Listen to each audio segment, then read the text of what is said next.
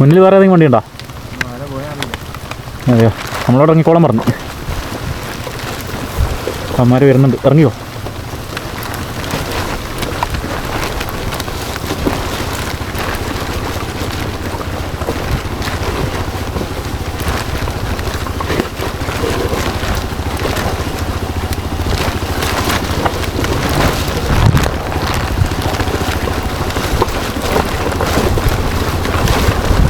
ഞാൻ കുറച്ച് അപ്ഗ്രേഡ്സിന് പ്ലാൻ ചെയ്യുന്നുണ്ട്. ഒന്ന്, ഹാൻഡിൽ ബാർ റേസ് ചെയ്യണം. 2, ഇൻഡിക്കേറ്റേഴ്സൊക്കെ LED ആക്കണം. പിന്നെ ക്രാഷ് ഗാർഡ് കയറ്റണം.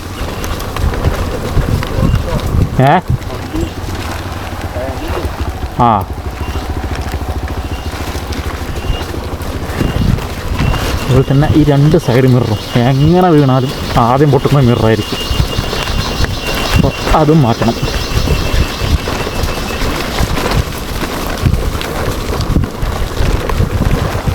ഒരു 10-15,000 രൂപയുടെ അടുത്ത് പണിയെടുക്കേണ്ടി വരും.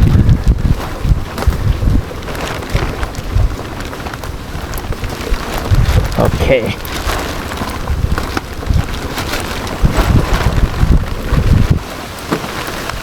നിങ്ങൾക്കിത് ക്യാമറയിൽ കാണുന്ന പോലെ അത്ര സ്ട്രെയിറ്റ് ആയിട്ടുള്ള റോഡല്ല, നല്ല സ്റ്റീപ്പാണ്. അതുകൊണ്ടാണ് വണ്ടി ഓഫാക്കിയിട്ട് ഇറക്കുന്നത്. റീസൺ എന്താണെന്ന് വെച്ചാൽ നമ്മുടെ ഫസ്റ്റ് ഗിയറിൽ ഒരു മിനിമം സ്പീഡ് ഉണ്ട്. അപ്പോൾ അതിൻ്റെ താഴെ നമ്മൾ ബ്രേക്ക് പിടിച്ച് പോകുന്ന സമയത്ത് വണ്ടി സ്റ്റാളിങ് വരും. അപ്പോൾ അതിൽ കൂടെ ABS കൂടെ പിടിക്കും. അപ്പം ഏറ്റവും ബെറ്റർ ഓപ്ഷൻ എൻജിൻ ഓഫാക്കിയിട്ട് ഇറങ്ങുക എന്നുള്ളതാണ്. വെറുതെ എൻജിന് സ്ട്രെസ് കൊടുക്കേണ്ട കാര്യമില്ല. അപ്പോൾ അതുകൊണ്ടാണ് ഇങ്ങനെ ഇറങ്ങുന്നത്.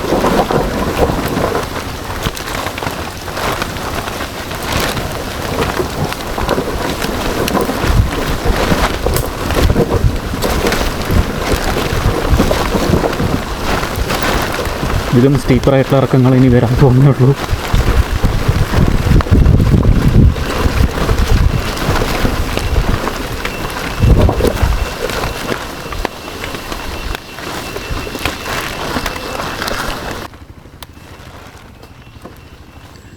അപ്പോൾ ഗൈസ്, ഓഫ് റോഡിന് വേണ്ടിയിട്ടുള്ള അഡീഷണൽ ആക്സസറീസോ ഫീച്ചേഴ്സോ ഒന്നും കമ്പനി തരാത്തത് കൊണ്ട് നമുക്ക് ഓഫ് റോഡിങ് കുറച്ച് ബുദ്ധിമുട്ട് തന്നെയാണ്.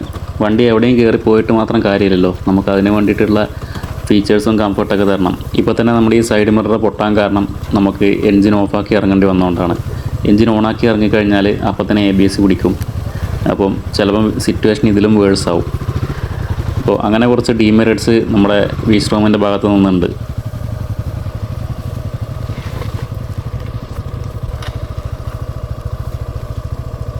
നമ്മളിന്നുള്ളത് കണ്ണൂരിലെ തുടിമരം എന്ന് പറഞ്ഞൊരു ലൊക്കേഷനിലാണ്. ഇത് ശരിക്ക് ഓഫ് റോഡ് അടിക്കാൻ പറ്റിയൊരു കിടിലൻ സ്പോട്ടാണ്. നമ്മുടെ ഈ വീഡിയോയുടെ ആദ്യത്തെ പാർട്ട് ചാനലിൽ ഓൾറെഡി അപ്ലോഡ് ചെയ്തിട്ടുണ്ട്. അതിൻ്റെ ലിങ്ക് ഞാൻ ഡിസ്ക്രിപ്ഷനിൽ കൊടുത്തിട്ടേക്കാം. ശരിയായ ഒരു അഡ്വഞ്ചർ വൈബ് ആസ്വദിക്കാൻ പറ്റിയൊരു ലൊക്കേഷനാണിത്.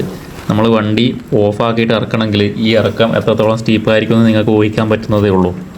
ടാസ്കാണല്ലേ.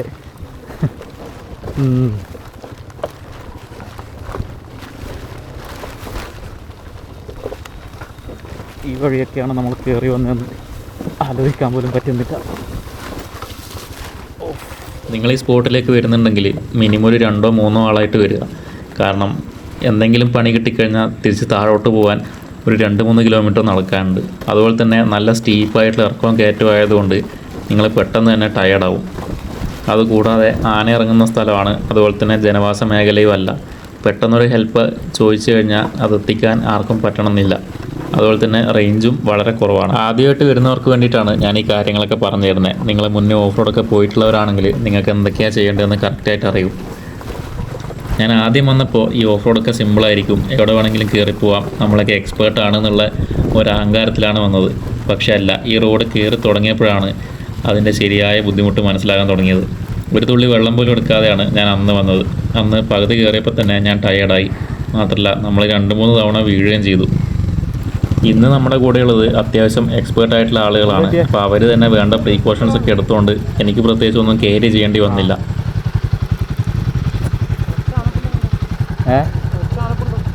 ആനപ്പുണ്ടുണ്ട്.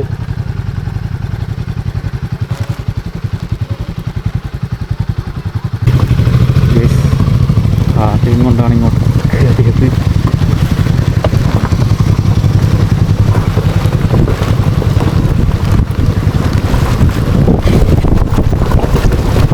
ടാസ്ക് വന്ന റോഡ് കഴിഞ്ഞു. ഇനിയിപ്പോൾ നമുക്ക് സുഖമായിട്ട് ഫസ്റ്റിലിട്ട് ഇറങ്ങാവുന്നേ ഉള്ളൂ. ഗൈസ്, നല്ല മഴയാണ്. നമ്മൾ ഇപ്പോൾ കഴിഞ്ഞ ഓഫ് റോഡ് കഴിഞ്ഞു. ഐ മീൻ നമ്മളിപ്പോൾ കണ്ട ഓഫ് റോഡ് കഴിഞ്ഞു. ഇനിയിപ്പം അടുത്ത ലൊക്കേഷനിലേക്കാണ് പോകുന്നത്. അപ്പോൾ കുറച്ച് പേര് മുന്നിൽ പോയി ഒരു ടേൺ ഉണ്ടായിരുന്നു. അപ്പോൾ അവർ നേരെ പോയതാണോ റൈറ്റിലേക്കാണോ പോയത് ലെഫ്റ്റിലേക്കാണോ പോയത് എന്നറിയില്ല. ഗൈസ്, മഴ പിന്നെയും നല്ലോണം കനത്തിട്ടുണ്ട്. ഇങ്ങോട്ടല്ലല്ലോ, അങ്ങോട്ടായിരിക്കും. നേരെ ആയിരിക്കും. എന്നാൽ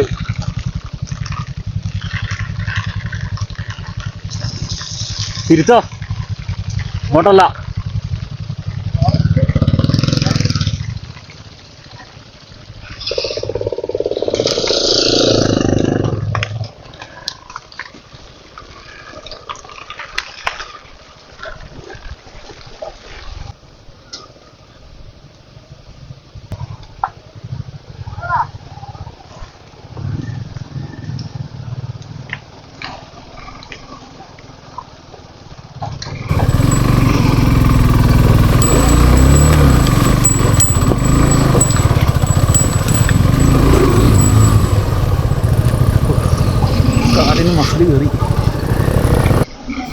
ഞാൻ എൻ്റെ എല്ലാ വീഡിയോയിലും പറയുന്ന പോലെ തന്നെ ഇത് ചില്ലറ സ്റ്റാമിന വേണ്ട പരിപാടിയല്ല.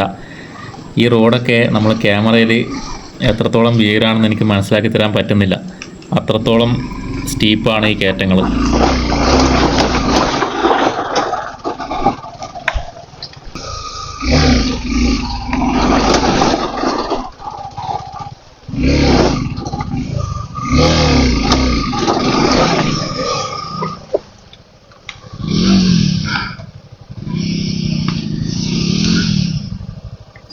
ഹിമാലയൻ അവിടെ നിന്ന് സ്കിഡായി കളിക്കുകയാണ്. നമ്മൾ കയറി പോകുമെന്ന് കണ്ടറിയണം.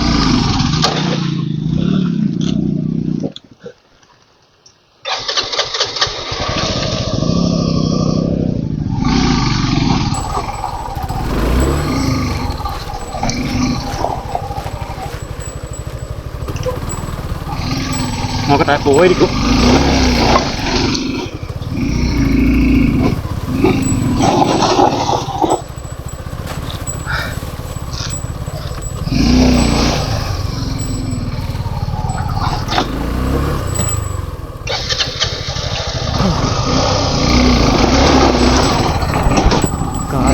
അട്ടയാണ്.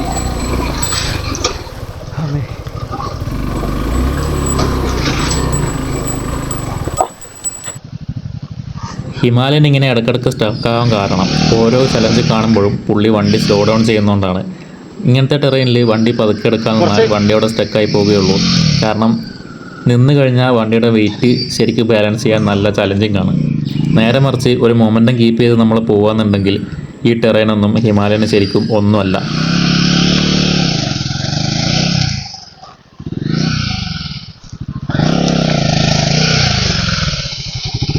ബാക്കോട്ടാക്കാം. ഓപ്പോസിറ്റ് ഓടിച്ചോ. അങ്ങോട്ട് ഓടിക്ക്. ആ, ബാക്കോട്ട് വരാം.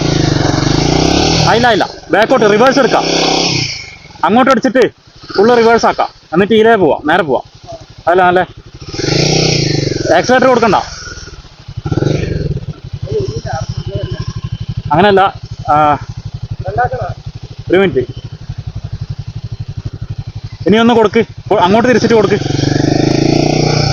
ഓപ്പോസിറ്റ് തിരിക്കും. കൊടുക്കും. ഒന്നും കൂടെ ഹാർഡായിട്ട് കൊടുത്തോ. ലാസ്റ്റ് കൊടുക്കലും കൂടെ. അങ്ങോട്ട് തിരിച്ചിട്ട് ഒറ്റ കൊടുക്കല്. അങ്ങോട്ട് കൊടുക്ക്.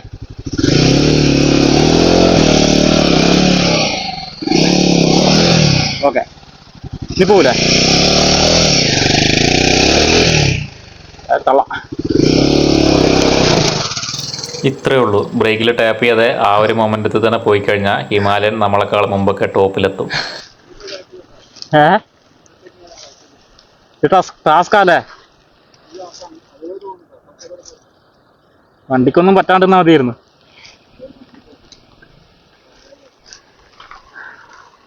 സത്യസന്ധമായിട്ട് പറയുകയാണെങ്കിൽ വണ്ടി അത്യാവശ്യം എല്ലാവരുടെയും കയറി പോകുന്നുണ്ടെങ്കിലും എനിക്ക് വണ്ടി എവിടെയെങ്കിലും വീഴുവോ വണ്ടിക്ക് എന്തെങ്കിലും പറ്റുമോ എന്നുള്ളൊരു പേടി ഉള്ളിലുള്ളത് കൊണ്ട് ഓഫ് റോഡൊന്നും മര്യാദയ്ക്ക് എൻജോയ് ചെയ്യാൻ പറ്റാറില്ല.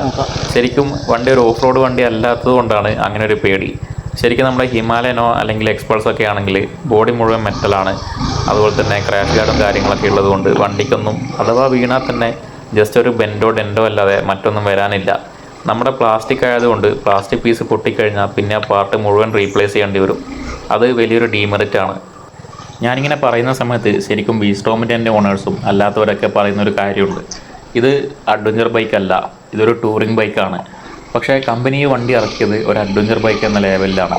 അതുപോലെ തന്നെ റെയിൻഫോഴ്സ്ഡ് ചേസിസും ഇത്രയും ഗ്രൗണ്ട് ക്ലിയറൻസും വീസ്റ്റോമിൻ്റെ തന്നെ ബിഗ്ഗർ ഓഫ് റോഡ് വെർഷൻസിൻ്റെ ഡിസൈനൊക്കെ കൊണ്ടുവന്നത് ശരിക്കും ഓഫ് റോഡിലേക്ക് ഫോക്കസ് ചെയ്യാൻ വേണ്ടി തന്നെയല്ല. അത് മാത്രമല്ല, ഈ ഒരു പ്രൈസ് റേഞ്ചിൽ മിനിമം സസ്പെൻഷൻ ട്രാവലും അതുപോലെ തന്നെ ഒരു സ്വിച്ചബിൾ ABSും പ്രതീക്ഷിക്കുന്നതിൽ ഒരു ഓണറിനെയും കുറ്റം പറയാൻ പറ്റില്ല. എന്തായാലും നമ്മുടെ വണ്ടി ഒരുവിധം ടെറൈനൊക്കെ കുറച്ച് ഈസി ആയിട്ട് കയറി പോകുന്നുണ്ട്. എവിടെയും സ്റ്റക്കായിട്ടില്ല എന്ന് മാത്രമല്ല, എവിടെയും തവണ വീണിട്ടില്ല. നമ്മൾ ഓഫാക്കി ഇറക്കുമ്പോൾ മാത്രമാണ് ഒരു പറ്റിയത്. അത് ശരിക്കും എൻ്റെ ഭാഗത്തുള്ളൊരു മിസ്റ്റേക്കും കൂടെയാണ്. കാരണം ഇത്രയും നാളായിട്ടും ഇത്ര ഓഫ് റോഡ് അടിച്ചിട്ടും വണ്ടിക്ക് ഞാൻ ഒരു ക്രാഷ് ഗാർഡ് കയറ്റിയില്ല. നമ്മളിപ്പോൾ കാണുന്ന ഈ സ്ഥലം നല്ല ബ്യൂട്ടിഫുൾ ആണെങ്കിലും അത്രത്തോളം തന്നെ ഡേഞ്ചറസും കൂടിയാണ്. നിലവിൽ റെസ്ട്രിക്ഷൻസും കാര്യങ്ങളൊന്നും ഇല്ലെങ്കിലും മുകളിൽ വന്യമൃഗങ്ങളും കാര്യങ്ങളൊക്കെ ഉണ്ടാവാൻ സാധ്യതയുണ്ട്. അതുപോലെ തന്നെ പുറത്തുനിന്നുള്ള ആൾ സഞ്ചാരം വളരെ കുറവാണ്. നാട്ടുകാരായിട്ടുള്ള ചിലർ മാത്രമേ ഈ ഭാഗത്തേക്ക് സാധാരണഗതിയിൽ വരാറുള്ളൂ.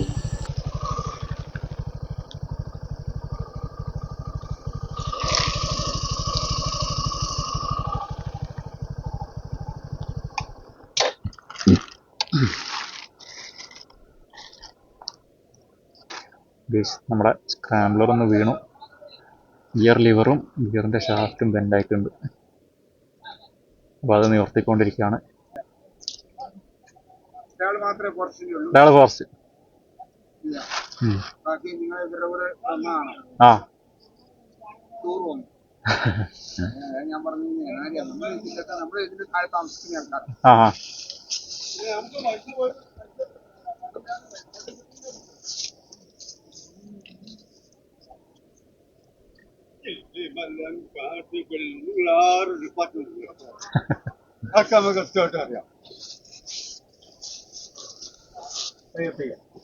ഞങ്ങളുടെ പൈസ കേട്ടോ.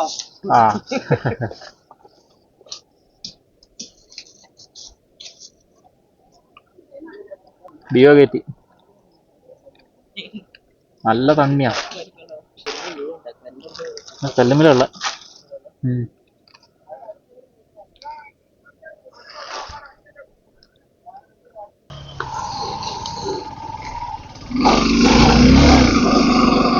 ഈ കാണുന്നത് ഹോണ്ടയുടെ എക്സ്പ്ലേഡ് ആണ്. വണ്ടി കയറി പോകാത്തതിനുള്ള മേജർ റീസൺ ടയർ റേഡിയസ് കുറവായതുകൊണ്ടാണ്. നമ്മുടെ റേഡിയസ് 19 ഇഞ്ചാണ്. നമ്മുടെ ഹിമാലയനും എക്സ്പൾസൊക്കെ വരുന്നത് 21 ഇഞ്ചാണ്. അപ്പോൾ വണ്ടിയുടെ ടയർ റേഡിയസും ഓഫ് റോഡ് പെർഫോമൻസിൽ പ്രധാനമായ ഒരു പങ്ക് വഹിക്കുന്നുണ്ട്. ഇങ്ങനെ സ്റ്റീപ്പായിട്ടുള്ള കയറ്റം യാതൊരു കൺട്രോളില്ലാതെ ത്രോട്ടിൽ മാത്രം കൺട്രോൾ ചെയ്ത് ഇങ്ങനെ ചാടിത്തുള്ളി പോകാൻ ഒരു പ്രത്യേക വൈബാണ്.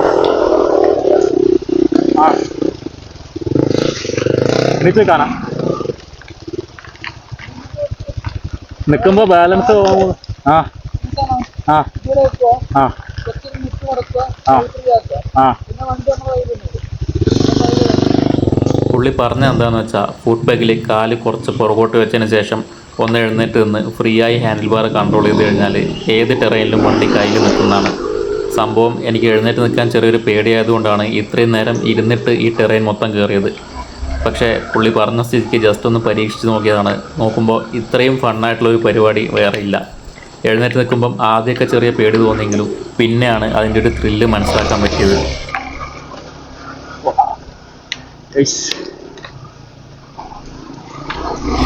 ഗൈസ്, നല്ല മഴ പെയ്ത് റോഡ് മുഴുവൻ സ്ലിപ്പറായി കിടക്കുകയാണ്. നല്ല സ്റ്റീപ്പായിട്ടുള്ള കയറ്റായതുകൊണ്ട് നമ്മുടെ റിയർ വീല് തെന്നിയാണ് കയറി പോകുന്നത്. ശരിക്കും ഇങ്ങനെ കയറി പോകുമ്പം നമുക്ക് കിട്ടുന്ന ഒരു ത്രില്ലും ആ ഒരു അഡ്രിനാലിൻ പമ്പും ശരിക്കും നമ്മൾ എക്സ്പീരിയൻസ് ചെയ്യേണ്ടത് തന്നെയാണ്.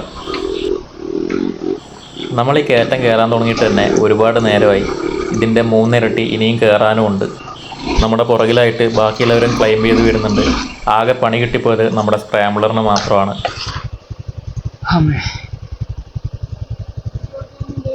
സെറ്റാ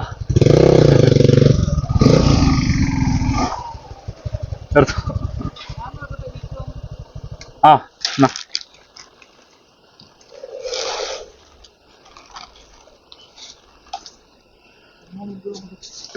സ്റ്റാൻഡ് ഇട്ടിട്ടില്ല.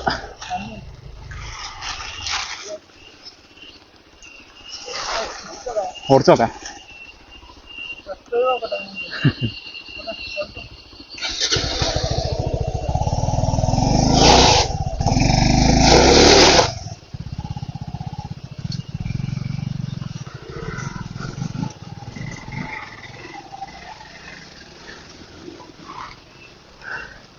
യെസ്, എക്സ്പൾസ് ആണ് നമ്മുടെ കയ്യിലിരിക്കുന്നത്.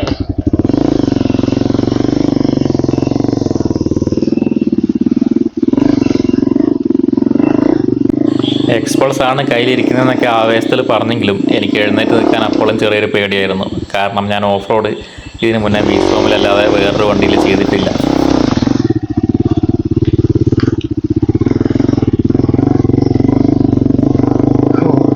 ഇത് കുറച്ചും കൂടി ഈസിയാണ് കേട്ടോ, സ്മൂത്താണ് വണ്ടി.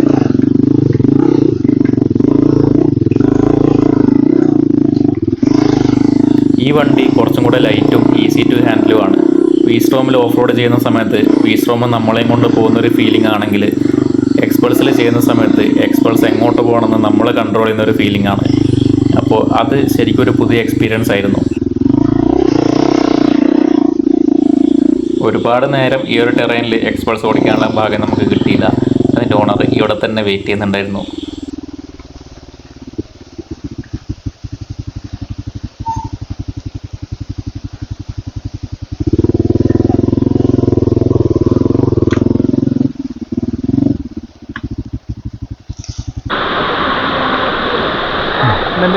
സുഖം, ഇന്നത്തെ റൈഡൊന്നും അടിപൊളി മൂഡ് സാധനം.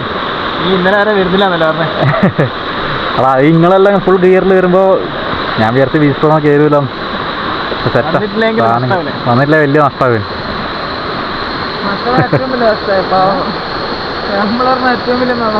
നമ്മുടെ കൂട്ടത്തിൽ ഒരാളൊഴികെ ബാക്കി എല്ലാവരും മേലേക്ക് ക്ലെയിം ചെയ്തു. സ്റ്റക്കായി പോയ ഒരാൾ സ്ക്രാംബ്ലറാണ്.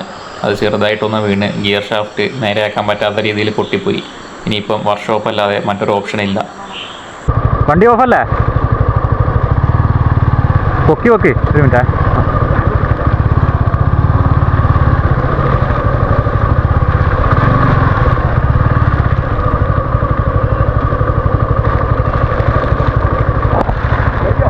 അല്ലേ,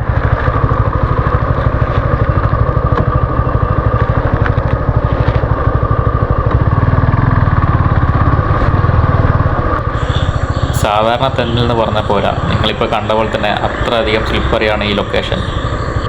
ഇവിടുന്ന് റിയർ വീല് സ്കിഡായി കയറി പോകുന്ന കാണാൻ തന്നെ ഒരു പ്രത്യേക ഭംഗിയാണ്.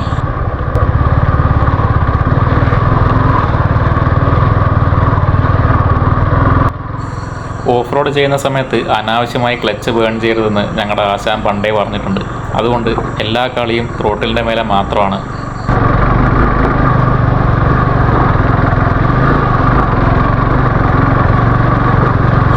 ഇങ്ങനെ സ്റ്റീപ്പാകുന്ന സമയത്ത് ക്ലച്ച് പിടിക്കണം എന്ന് നമുക്ക് തോന്നും. പക്ഷെ ഒരു കാരണവശാലും ക്ലച്ച് പിടിക്കരുത്. പിടിച്ചു കഴിഞ്ഞാൽ നമ്മുടെ അവിടെ സ്റ്റക്കാവും.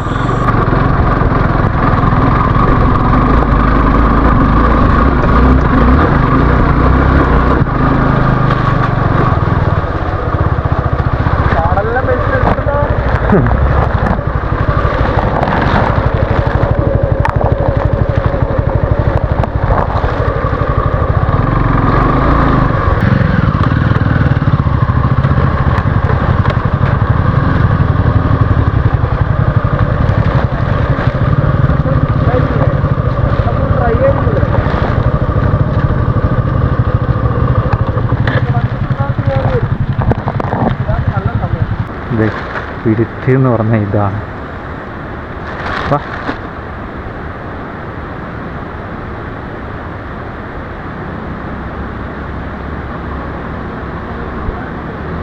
പുള്ളി ആ ഓഫ് റോഡ് മുഴുവൻ ഒറ്റക്കാണ് കയറ്റിയത്.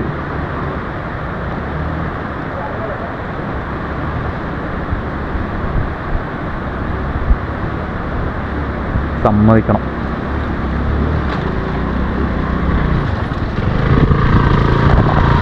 കയ്യിലൊരു എക്സ്പ്രസ് കൊടുത്താൽ പുള്ളി പറക്കും.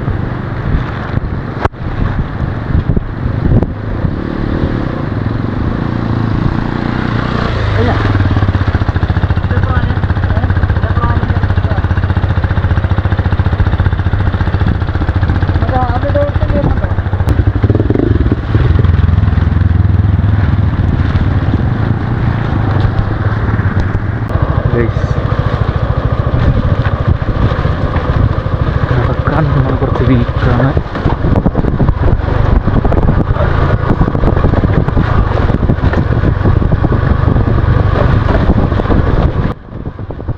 ഈ ഇറക്കം മുഴുവൻ ബ്രേക്ക് ടാപ്പ് ചെയ്യാതെ വേണം നമ്മൾ ഇറക്കാൻ വേണ്ടിയിട്ട്. കാരണം ബ്രേക്ക് ടാപ്പ് ചെയ്തിട്ട് പ്രത്യേകിച്ച് കാര്യമൊന്നുമില്ല. നമ്മുടെ ABS സെൻസർ കംപ്ലൈൻ്റ് ആവുന്നല്ലാതെ വണ്ടി സ്ലോ ആവുമെന്ന് എനിക്ക് തോന്നുന്നില്ല. കാരണം അത്രയും സ്ലിപ്പറിയാണ് ഈ റോഡ്.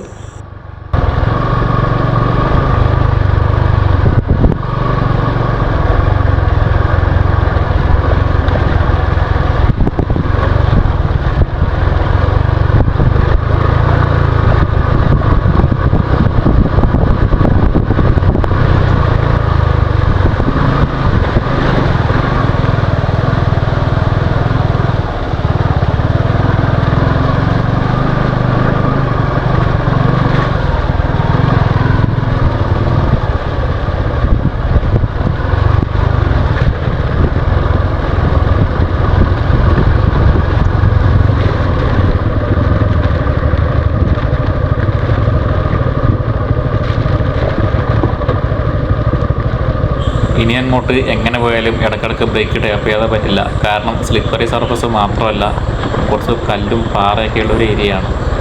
ഇനി അങ്ങോട്ട് നിങ്ങൾക്ക് ഇടയ്ക്കിടയ്ക്ക് ABSൻ്റെ ഒരു സൗണ്ട് കേൾക്കാൻ വേണ്ടി പറ്റും.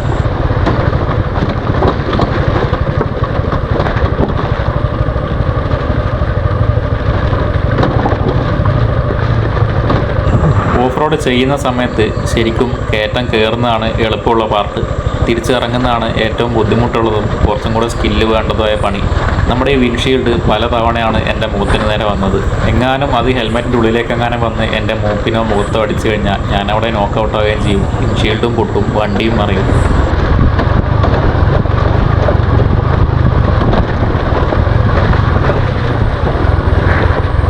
ഇതൊന്നും ബ്രേക്കിൽ ടാപ്പ് ചെയ്തിട്ടൊരു കാര്യമില്ല. ഒരു വട്ടം വണ്ടി കയ്യിൽ നിന്ന് പോയി.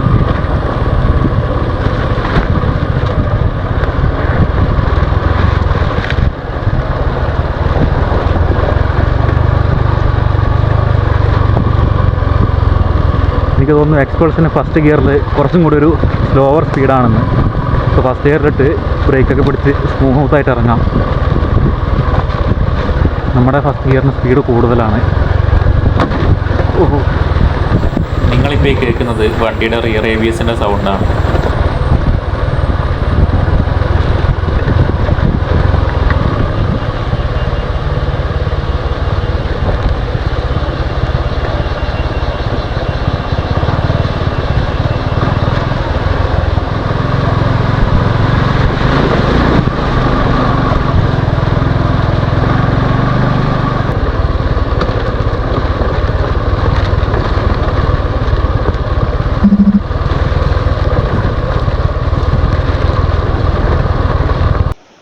അപ്പോൾ ഗൈസ്, നമ്മുടെ ട്രിപ്പിൻ്റെ ഓൾമോസ്റ്റ് അവസാനത്തിലേക്ക് എത്തിയിരിക്കുകയാണ്.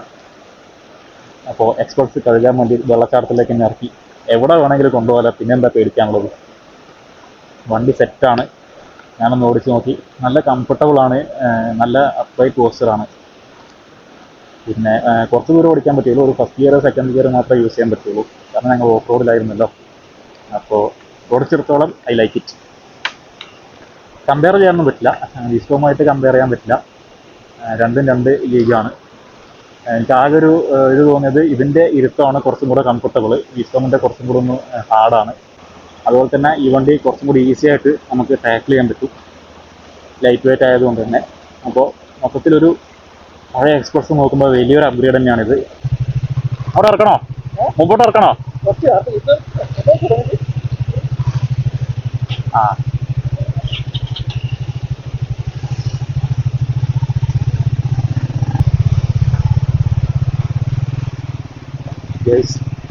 സ്ക്രാംബ്ലർ നൈസാണ് കേട്ടോ.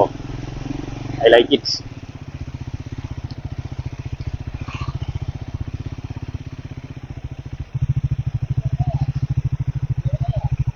ഗിയർ മാറുന്നുണ്ട്.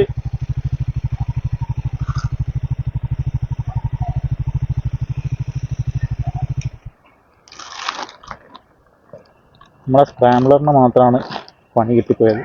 Gear lever ബെൻഡായി. അതുപോലെ തന്നെ ക്ലച്ച് ഇത് പൊട്ടി, ക്ലച്ച് ലിവർ പൊട്ടി, മൊത്തം സീനായി പോയി. പാവം.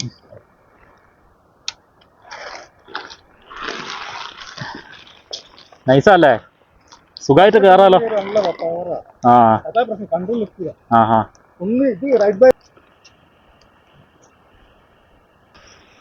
കാട്ടിലും മേട്ടിലൊക്കെ പോയി കൈയൊക്കെ മുറിഞ്ഞിട്ടുണ്ട്, പിന്നെ കുറേ അട്ടയൊക്കെ അടിച്ചിട്ടുണ്ട്. ആകെ സീനാണ്. അപ്പോൾ ഗൈസ്, നമ്മുടെ ഓഫ് റോഡ് ഇവിടെ കഴിഞ്ഞു. എല്ലാവരും തിരിച്ച് വീട്ടിലേക്ക് പോവുകയാണ്. ഇനി ഒരു വീക്കെൻഡ് കിട്ടുമ്പോൾ എല്ലാവരും വീണ്ടും ഒത്തുകൂടുന്നതായിരിക്കും. അപ്പോൾ വീഡിയോ നിങ്ങൾക്ക് ഇഷ്ടപ്പെട്ടെന്ന് വിചാരിക്കുന്നു. ഇഷ്ടപ്പെട്ടെങ്കിൽ ഒന്ന് ലൈക്ക് ചെയ്യുക, ചാനലൊന്ന് സബ്സ്ക്രൈബ് ചെയ്ത് സപ്പോർട്ട് ചെയ്യുക. അപ്പോൾ എല്ലാവർക്കും അടുത്ത വീഡിയോയിൽ കാണാം. Thanks for watching.